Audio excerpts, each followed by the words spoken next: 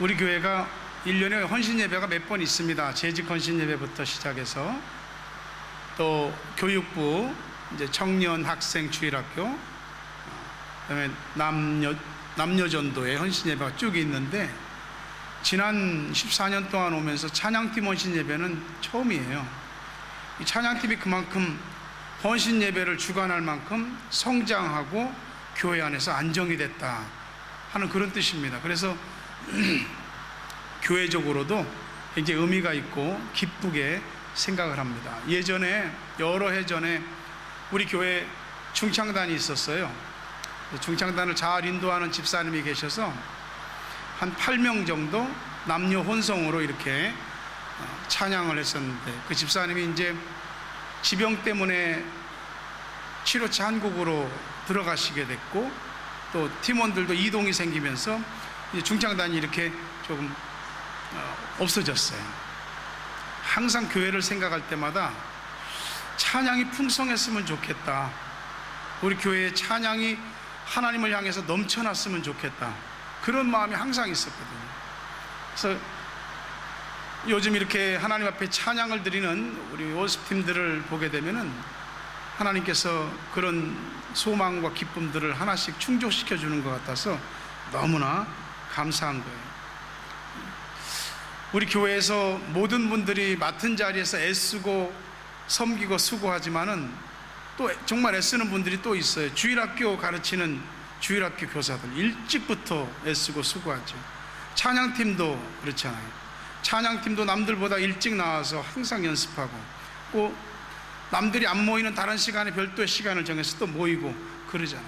이런 모든 것들이 사실은 준비가 되고, 그러면서 하나님 앞에 거룩한 예배로 이렇게 드려지게 되는 겁니다. 과거에 저도 전도사 시절부터 이렇게 중창단도 또 성가대도 지도해보고 그랬었거든요. 돌이켜보면은 그때도 가만히 보면 찬양팀들이 굉장히 열심히 했던 것 같아요. 1년이면은 주일 예배 52주니까 찬양 성가대 쉬운 2곡 해야죠. 그리고 부활절 되면은 칸타타는 작은 책자로 되어 있는 곡의 한 권을 다 하는 거예요. 부활절 칸타타. 성탄절 되면 성탄절 칸타타. 추수감사주일쯤 되면은 이 성가대가 발표하는 거예요. 좋은 곡들을 선별해서 그날 성가대가 예배 시간에 발표를 하는 거죠. 이런 것들을 보면은 그 평일날 적어도 아무리 못해도 2, 3일은 교회 나오는 거예요. 찬양대원들이.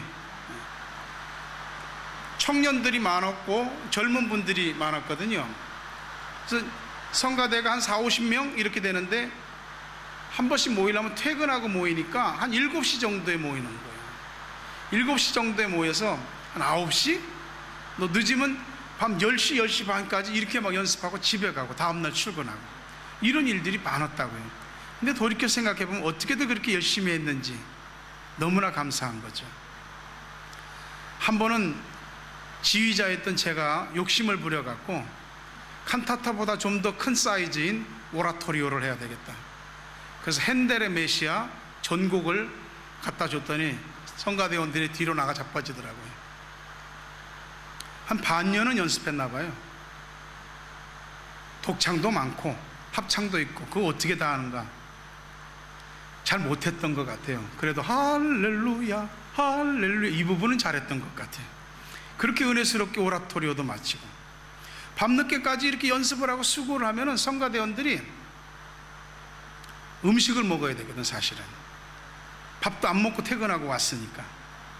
그 전도사 시절 때 이렇게 재정부에 신청을 하는 거예요. 성가대들 이렇게 식사하고 음식 먹을 수 있게. 그러면 재정부는 장로님들 항상 그랬어. 뭐 맨날 뭐 성가대는 먹는 것뿐이 없어. 저는 생각이 달라. 잘 먹어야 되거든. 잘 먹어야 노래 잘하거든. 밥도 안 먹고 와서 밤 9시 10시까지 연습하는데. 그래서 그게 장로님들한테, 재정부는 장로님들한테 항상 서운했죠. 설명을 해도 노인 양반들 못 알아들어. 그래서 지금 우리 찬양 연습하는 분들 잘 먹는지 어떤지 모르겠는데, 하여튼 부장님이 좀 잘 먹이기도 하시고 교인들이 토요일날 모이니까 생각나면 뭐라도 좀 사갖고 와서 먹이고 그럴 수 있어요. 그래야지 그 먹는 것 자체가 중요한 게 아니거든요. 마음이 함께 생각해 주는구나, 이런 마음들을 갖게 됩니다. 우리 하나님께서는 지금 찬양팀을 기반으로 해서 앞으로 중찬단, 성가대까지 이렇게 찬양이 융성하게 되고, 그리고 우리 교회 안에서 소프라노, 알토, 테너, 베이스의 이 멋있는 화음이 어우러진 찬양이 울려 퍼지게 되기를 간절히 바라는 겁니다. 우리 모두가 하나님 앞에 구별받은 사람으로서 찬양하는 자들이라는 의식을 잊지 마시기를 바랍니다. 찬양대는 신령한 노래를 하는 직무를 맡은 사람들이에요. 구약시대 이 성가대를 보면 어땠냐면 하나님의 예언된 말씀을 노래로 불렀습니다. 그래서 이 성가대 하는 사람들을 성경에서는 선견자라고도 부르기도 한 것이죠. 성가대 하는 것이 얼마나 중요한지 하나님이 찬송 중에 거하시기 때문에 그러는 거예요. 하나님께서는 우리 심령의 말씀이 풍부한 걸 기뻐하시고, 우리가 시와 찬미와 노래로 하나님을 높이는 걸 기뻐하시고, 또한 우리가 감사함으로 하나님 찬양하는 걸 굉장히 좋아하십니다. 역대상 16장 4절 말씀 보면, 또 레위 사람을 세워 여호와의 궤 앞에서 섬기며 이스라엘 하나님 여호와를 칭송하고 감사하며 찬양하게 하였으니, 레위 사람은 하나님의 일을 위해서 구별된 사람들이거든요. 제사장들, 성전에서 봉사하는 사람들, 성가대 찬양하는 사람, 이게 다 레위 사람들이야.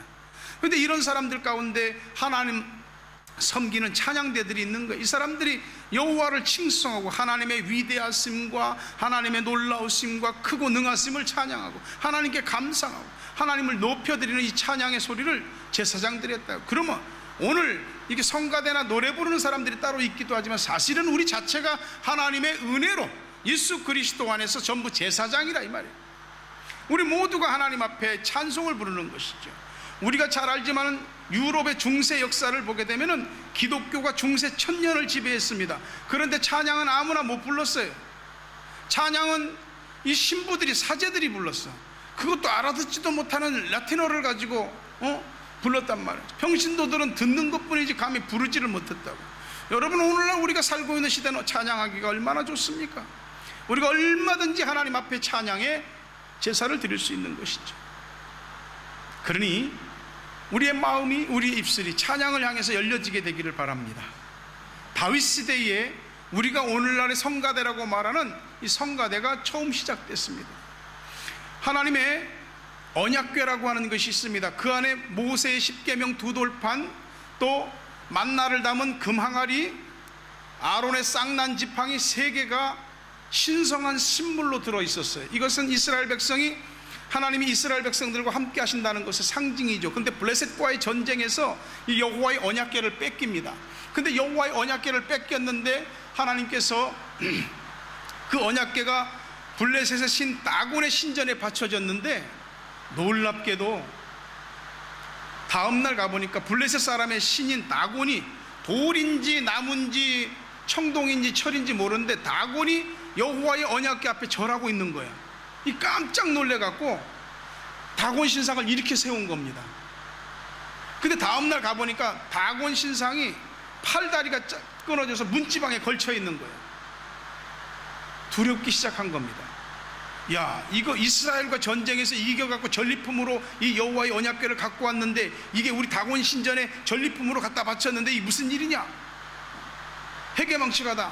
그러면서 이 여호와의 언약궤를 가드라고 하는 지방으로 보내니까 가드 지방에 막 전염병이 생겨서 사람들이 다 죽어나가기 시작하는 겁니다.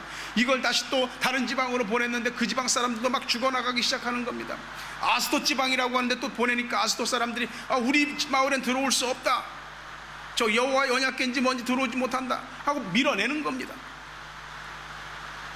결국은 여호와의 언약궤가 블레셋 장로들이 생각할 때, 야, 이거 이스라엘의 신 여호와가 저주하는가 보다, 돌려보내야 되겠다. 근데 이게 이 전염병이랑 이런 재앙들이 우연히 발생한 건지, 과연 이스라엘의 신 여호와가 우리한테 저주를 내린 건지 한번 체크해 봐야 되겠다. 그래서 막 새끼 낳은 지 얼마 안 되는 암소에게 수레를 끌게 하고 언약궤를 실었습니다. 만약에 저 암소가 새끼를 옆에다 세워놓고 새끼 쪽을 향해서 뒤도 돌아보지 않고 그대로 간다면 이거는 여호와의 재앙이다. 근데 암소가 계속해서 새끼 때문에 뒤돌아보고 하면 이건 우연히 생긴 일이다, 이렇게 판단하려고 이제 보내려고 하는 겁니다. 근데 암소가 벳세메스로 향해서 가는데 뒤도 안 돌아보고, 자기 새끼가 그렇게 울부짖는데 뒤도 안 돌아보고 가는 겁니다. 이 언약궤가 이스라엘 진영에 들어왔을 때 갑자기 소가 한번 뛰니까 우사라고 하는 사람이 언약궤로 손을 딱 댔는데 그 자리에서 죽었습니다. 왜? 하나님의 언약궤로 함부로 손을 댔기 때문에 죽은 것이. 그래서 이스라엘 성내로 들어오지 못하고 오벳 에돔이라고 하는 사람의 집에 언약궤가 머무는 겁니다. 이 오벳 에돔이 여호와의 언약궤를 집에 모심으로 복을 받았다라고 그랬어요. 그런데 세월이 지나면서 다윗이 생각할 때 나는 이렇게 좋은 왕궁 안에서 거하는데 하나님의 언약궤는 저렇게 초라한 곳에 있으니 모셔야 되겠다. 그래서 이 일을 위해서 우사가 죽은 일이 생각나갖고 두렵고 떨리는 마음으로 성가대를 조직합니다. 그리고 성가대에게 이 가운을 입히는 거예요. 구별시키는 거예요. 그래서 우리 성가대들이 가운 입는 게 거기서 시작되는 겁니다.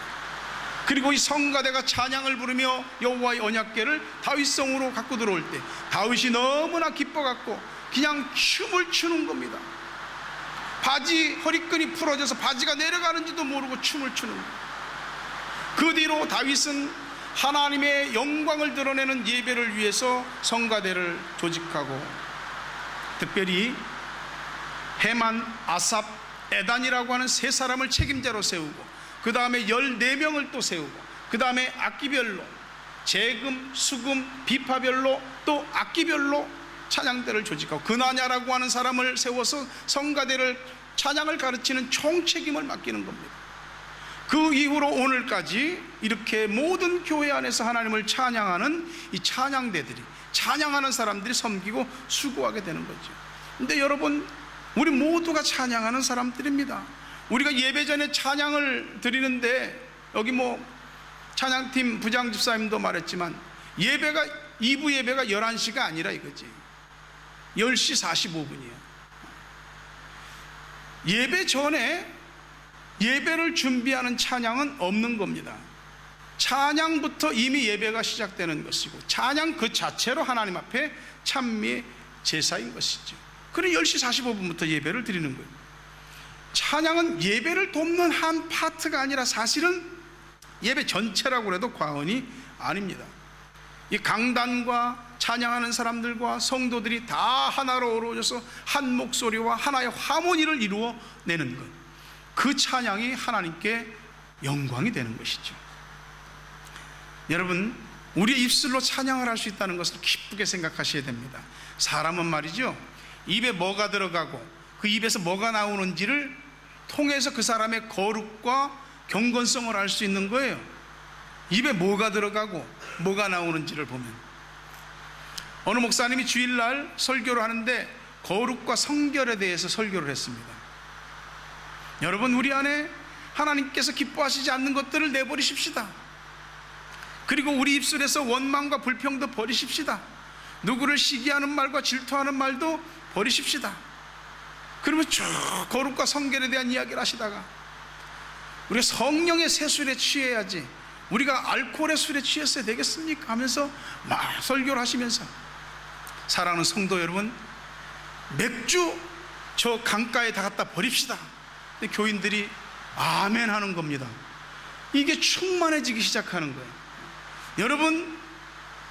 여러분 집에 포도주와 참이슬과 양주를 저 강가에다 갖다 버리십시다. 아멘. 얼마나 설교가 은혜롭고 교인들도 아멘 했는지 모릅니다. 근데 우리는 이렇게 예배 시간에 설교하기 전에 헌금을 먼저 드리지만, 어떤 교회들은 많은 경우에 설교 후에 헌금을 드립니다. 그렇게 찬양대석에서 헌금송을 부르기 위해서 이제 독창하는 사람이 나온 거야. 설교를 다 듣고 교인들이 이 말씀의 은혜가 충만한데 그 사람이 나와서 부르는 이 헌금송 제목이 그 강가에 다 모이게 하옵소서, 그런 제목이었습니다. 일부 예배와 2부 예배와 영성 차이가 여기서 나오는 거야.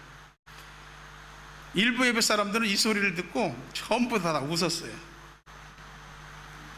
입은 우리 지체 중에서 작은 것이지만 입으로 엄청나게 많은 거 합니다. 일단 우리 몸이라고 하는 건 입으로 뭔가 들어가야지 에너지가 돌고 몸이 지탱되어지거든. 우리 입으로 사람 죽이기도 하고 살리기도 해. 입으로 사람을 세우기도 하고 무너뜨리기도 해. 우리 입으로 찬송도 나오고 저주도 나와. 야고보서에서 그런 거예요. 어찌 샘물에서 한 샘에서 단물과 쓴물이 함께 나올 수 있겠냐. 근데 사람의 입은 찬송과 저주가 함께 나온다고. 우리 속에는 불협화음의 요소들이 있어요. 근데 하나님께서 우리의 입술을 통해서 노래로 영광을 받으시기를 원하니 우리 입이 뭘 자꾸 불러야 되겠습니까? 찬양을 부르셔야 됩니다. 술 한잔 먹고 부르는 노래와 하나님 앞에 찬양 부르는 거하고는 격이 다르다 이 말이지. 슬퍼서 부르는 노래와 기뻐서 즐거워서 소망을 갖고 부르는 찬양은 격이 다른 거예요. 어떤 애가 뭐가 좋은지 그렇게 콧노래를 흥얼흥얼 거립니다. 옆에 있는 어른은 자기는 마음이 심란하고 복잡한데, 야 너는 뭐가 그렇게 좋냐? 그런 거 있어요. 예수 믿는 사람들에게 그런 거 있는 겁니다. 다 설명 못할 자기만의 기쁨이 있는 것이죠. 구원받은 자의 감사와 찬양의 노래, 은혜 받은 사람의 감사와 찬양의 노래, 하나님 앞에 이 감사와 찬양의 노래가 없다면 아마 믿음이 없는 것과 같은 거예요. 이 감사와 찬양의 노래라고 하는 건 하나님께도 영광을 돌리는 거지만 우리 자신에게도 큰 샘물이 되는 것이에요. 시편 116편 12절과 13절에 보니까 내게 주신 은혜를 내가 여호와께 무엇으로 보답할까?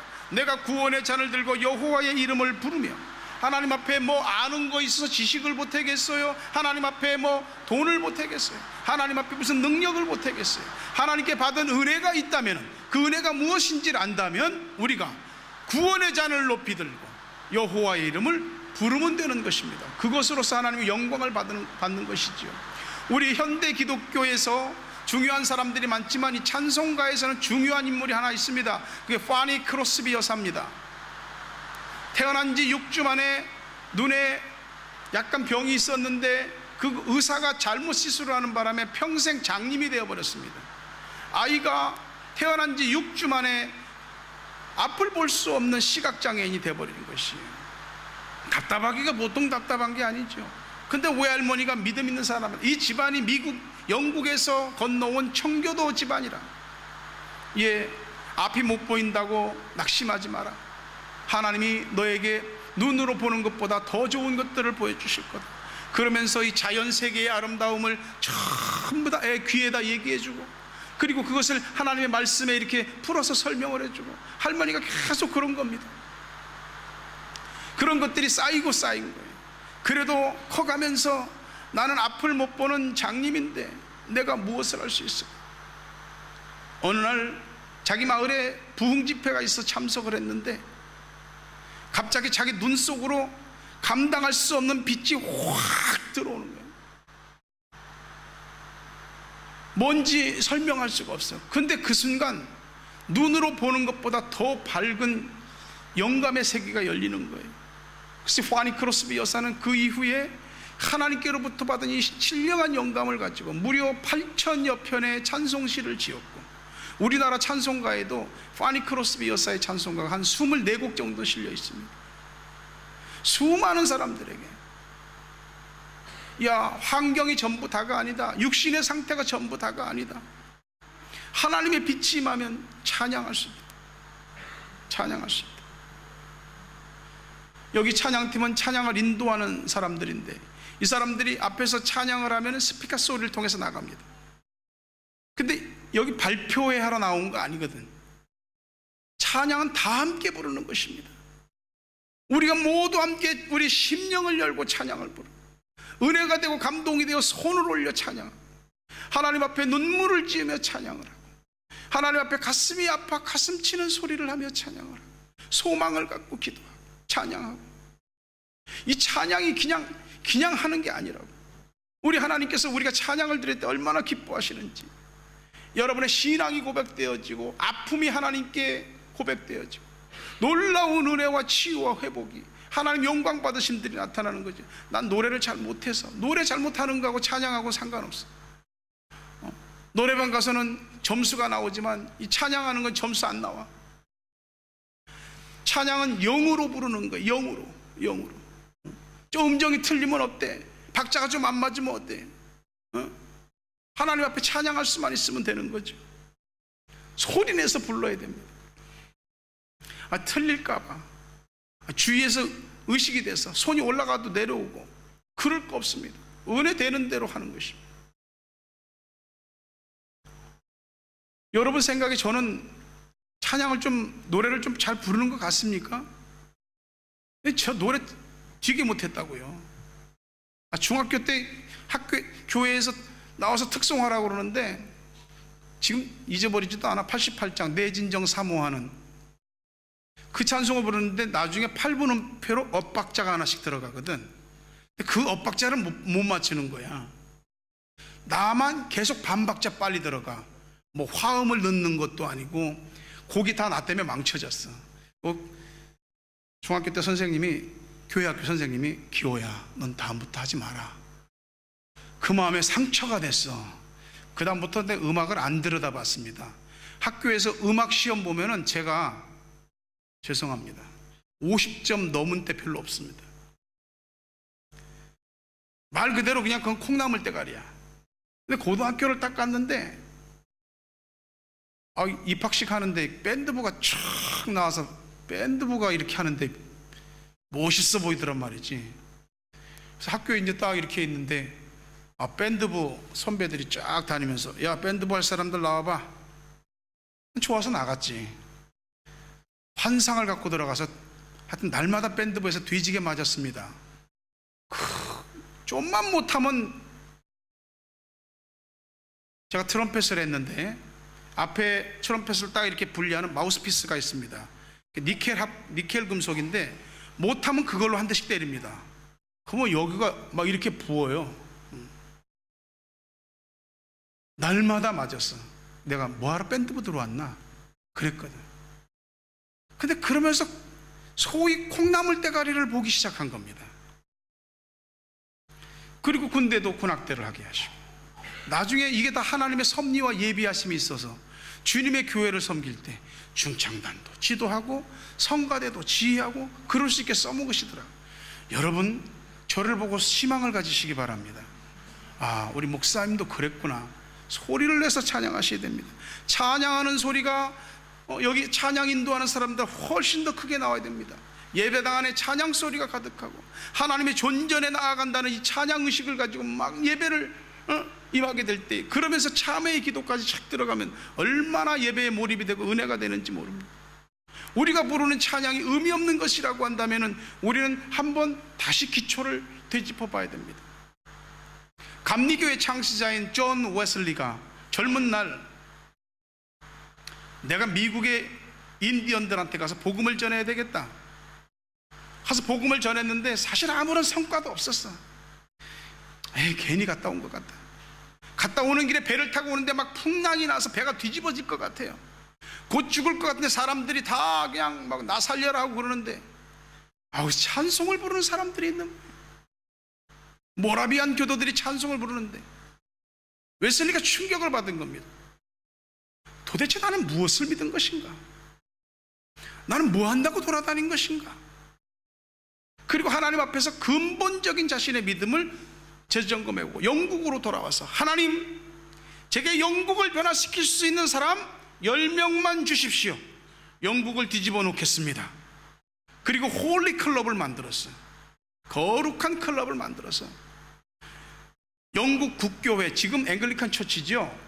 영국 국교회가 너무나 껍데기고 형식적으로 바뀌니까 그거는 아니다. 하나님을 섬기는 데 있어서 그렇게 가짜 의식과 이런 허례만 있어서 무슨 의미냐. 하나님을 향해서 실질적으로 하나님을 섬기는 실질적인 방법에 힘을 써서 경건과 거룩을 힘써야 된다. 그래서 메소디스트예요. 방법을 찾아서 하나님을 기쁘게 하고 신앙생활 잘할 수 있는 방법을 찾는 것이 메소디스트 감리교도들이에요. 평생을 말을 타고 복음 전하는 복음 전파자가 됐습니다. 찬양 하나가 사람을 이렇게 바꾸는 것입니다. 하나님이 우리를 찬양을 위해서 지으셨어요. 나를 찬양하기 위해서 너를 지었다라고 우리들에게 말씀합니다. 그래서 찬양 가운데 거하시는 것이죠. 여러분, 하나님의 놀라운 역사를 보고들랑 찬양하십시오. 이스라엘 백성들이 이집트에서 탈출하고 홍해바다를 하나님의 능력으로 건넜습니다. 근데 뒤쫓아오던 애굽의 군대가 홍해바다 가운데로 들어올 때 물이 다시 덮여버리니까 애굽 군대가 완전히 수장돼 버리는 것입니다.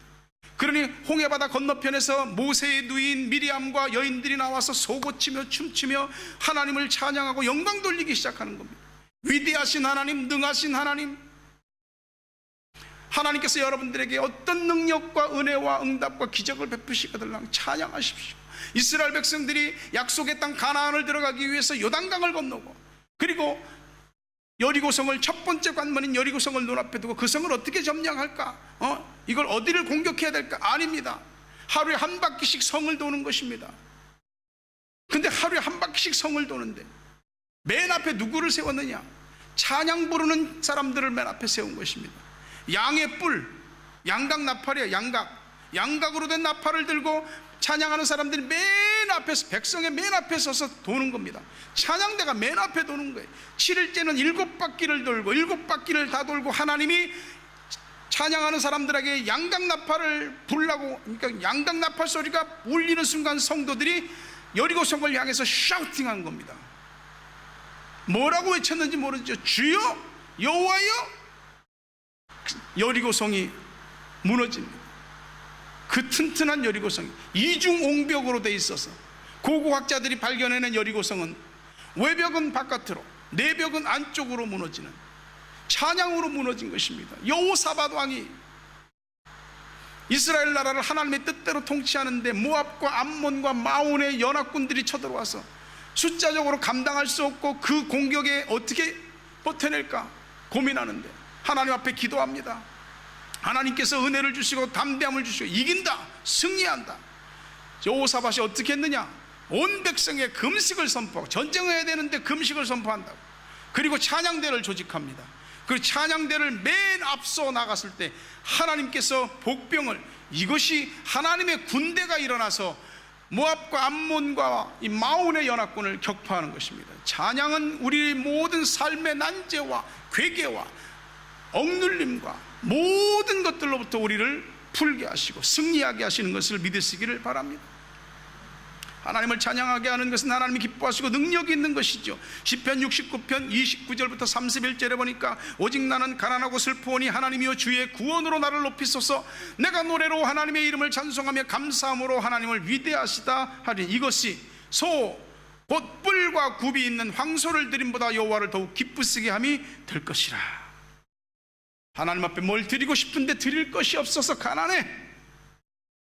마음이 너무 힘들고 슬프고 아프고. 근데 하나님께 뭘 드려요? 찬양의 노래, 감사의 노래를 드리는 겁니다. 근데 하나님이 이걸 얼만큼 기쁘게 받으시느냐? 소, 뿔, 곧 뿔과 굽이 있는 황소를 드림보다 이 가난한 자들의 감사와 찬양의 노래, 억압받고 힘들고 고통받는 자들의 이 감사와 찬양의 노래를 더 기뻐하신다고 합니다. 여러분, 하나님 앞에 찬양을 제대로 한번 드릴 때 그것만큼 하나님이 기뻐하시는 게 없어요. 황소보다 더 가치가 있는 겁니다. 2017년도에 축산물 공판장 기준으로 한 456kg 정도 되는 황소 한 마리 1140만 원에 판매됐습니다. 찬송 한번 드리면 여러분 1000만 원보다 더 큰 영광을 하나님께 드리는 겁니다. 우리가 매주마다 주일날 와서 1000만 원씩 하나님 앞에 헌금하려면 힘들잖아요. 찬양을 하나님 앞에 온전히 드려보십시오. 황소보다 하나님이 더 기쁘게 그 찬양을 받으시고 그 감사를 받으시는 것입니다. 기도할 때도 찬양을 해보십시오. 여러분, 그래서 찬양을 좀 많이 알아야 돼. 많이 불러야 돼. 마음에 새겨야 돼. 머릿속에 기억이 돼야 돼. 그래서 무릎 꿇고 하나님 앞에 기도할 때 그냥 찬양이 이렇게 기도할 때 나와요. 그 기도할 때 하는 찬양이 힘이 되고 위로가 되고 눈물이 되고 소망이 되고 확신이 되고 모든 속의 답답함들이 막 다 풀어 녹아지는 거예요. 이 찬양을 통한 은혜입니다. 하나님께 드리는 감사의 노래, 찬양의 노래는 곧 신앙 성장의 크기와 비례하는 것을 믿으시기를 바랍니다. 시편 149편 1절부터 3절 보니까 할렐루야, 새 노래로 여호와께 노래하며 성도의 모임 가운데서 찬양할지어다. 이스라엘은 자기를 지으신 이로 말미암아 즐거워하며 시온의 주민은 그들의 왕으로 말미암아 즐거워할지어다. 춤추며 그 이름을 찬양하며 소고와 수금으로 찬양할지어다. 여러분의 입에서 새 노래가 불러지게 되기를 주의 이름으로 축원합니다. 새 노래, 하나님을 만난 것에 대한 기쁨의 노래, 하나님의 은혜를 경험하고 하나님의 기도 응답을 받고 하나님이 도우시고 역사하신 것에 대해서 감격한 체험의 노래, 새 노래입니다. 창조주 하나님을 찬양하는 노래, 나의 왕이신 하나님을 찬양하는 노래, 나를 구원하신 주님을 신앙 고백하는 노래, 그것이 새 노래입니다. 진짜 우리 입에 이 새 노래가 불러지기 시작할 때에 하나님의 역사가 나타나는, 예배당 안에서만 찬양하는 거 아니에요. 여러분 현장으로 돌아가서도 찬양하십시오. 그냥 길을 가면서도 찬양할 수도 있는 거잖아요. 운전하면서도 할 수도 있고, 누구를 만나면서도 속으로 찬양할 수도 있고. 찬양이 입에서 떠나지 않으면 그 사람은 하나님의 은혜가 임해서 우울증 사라집니다. 찬양하는 사람은 우울증 사라집니다. 찬양하는 사람은 속에 답답함이 꽈리 맺혀갖고 원통함들이 다 풀어지게 됩니다. 찬양으로 여러분 강박관념, 우울증 사라지게 되길 주의 이름으로 축원합니다. 말씀을 맺으려고 해요. 시편 149편 5절 말씀 같이 읽습니다. 성도들은 영광 중에 즐거워하며 그들의 침상에서 기쁨으로 노래할지어다. 잠 못 드는 밤 있습니까? 불면증에 시달려서 힘듭니까? 아니요, 목사님, 잠이 너무 잘 옵니다. 불면증 있습니까? 찬양하는 사람은 불면증 없어집니다. 침상에서도 노래해. 우리 하나님께서 찬양하는 사람들의 찬양을 받으시는 이유는 하나님이 찬양을 위해서 우리를 지으셨기 때문입니다. 찬양으로 여러분의 모든 불안, 답답함, 불면증, 우울증, 강박관념, 모든 억압이 다 해방되기를 주의 이름으로 축원합니다. 우리 모두는 예배 공동체, 말씀 공동체, 기도 공동체, 또한 찬양 공동체입니다. 부디 오늘 또 우리들이 드린 모든 찬양이 황소를 드림보다 하나님께서 더 기뻐하시는 찬양이 된 줄 믿으시기를 바랍니다.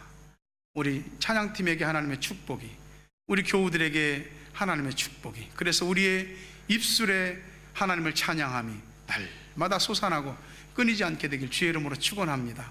여러분 같이 한 목소리로 합심해서 기도합시다. 하나님,